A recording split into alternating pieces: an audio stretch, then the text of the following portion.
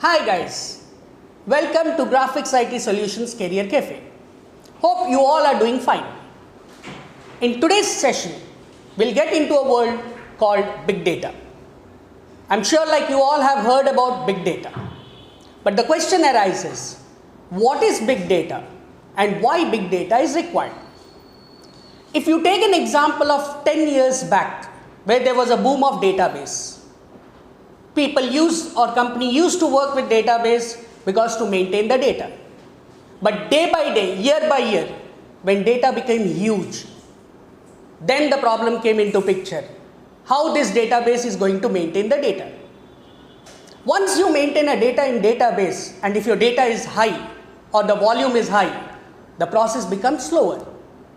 If you take example of 2005-2006, when very much Google was new in the market, when you search anything in Google, it used to process a time. It used to take much time. But if you see now, never it takes more than seconds. The reason is all about today, Google has shifted into a term called big data. The only difference of a database and a big data is, database when it is having a low volume of data, it can process fast. But when the volume becomes higher, then the processing becomes slower. Then company can't wait for processing less. Then the reason why big data came into picture. Big data itself says when you have a large volume of data, it processes faster. And that is the reason in big data we have a tool called Hadoop, which was introduced in the year 2005. But nobody were aware of this particular Hadoop in the year 2005. But now suddenly you see entire market has been grabbed with Hadoop. The only facility what you get it with Hadoop is it not only processes the data in a faster, along with that it can be used under analytics tool, which is again a highly demanded tool in the market. So Hadoop itself is a framework which is a collection of various tools of various companies. But later on it is all overtaken by Apache company, which is an open source.